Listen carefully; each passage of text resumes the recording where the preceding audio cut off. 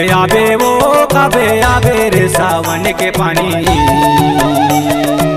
तोरे बिना सुना लागे मोला बड़ा गुना हो गे, तन्हा सुखाते गोरी मुँह।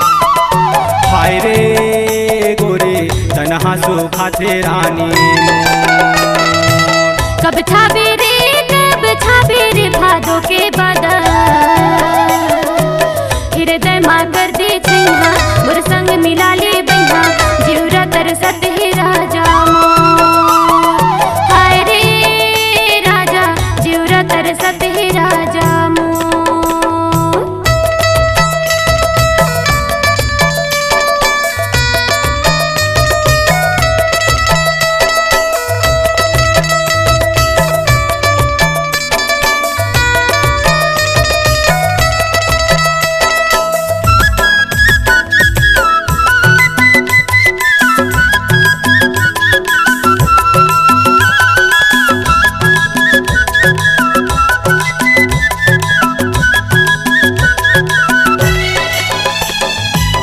छाए है बादर पानी बरसाते ओ, तोला पाए बर जीवरा तरसाते ना।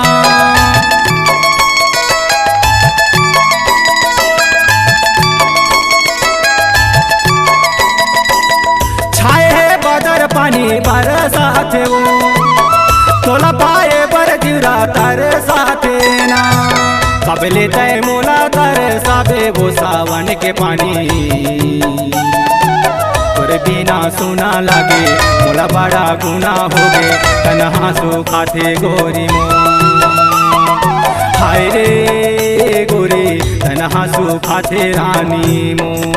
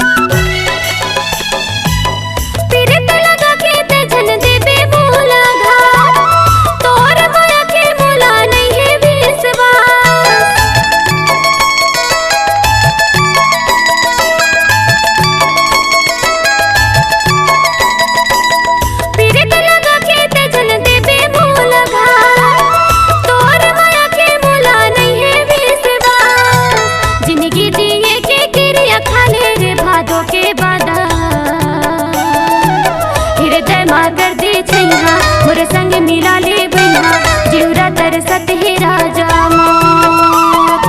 हाय रे राजा जीवरा तरसत है जोड़ी मोर।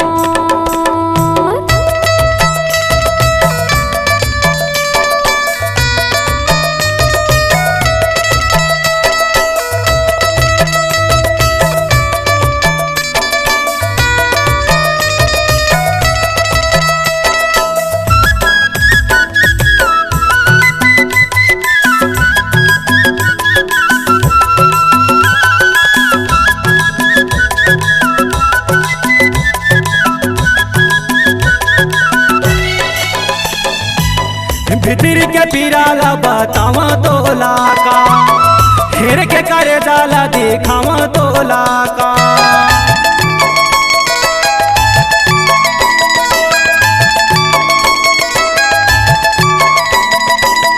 भितर के पिराला बतावा तोला का, हेर के करे जाला दिखावा तोला का। सपना के से जिया साजा दे रे सावन के पानी, तोरे बिना सुना लागे मोला बड़ा गुना हो गे, तन्हा सुखाते गोरी मोर। हाय रे रानी तन्हा सुखाते गोरी मोर। कबे आवे वो कबे आवे रे सावन के पानी, तोरे बिना सुना लागे मोला बड़ा गुना हो गे, तन्हा सुखाते गोरी मोर। हाय रे गोरी तन्हा सुखाते गोरी मोर। हाय रे राजा तन्हा सुखाते गोरी मोर।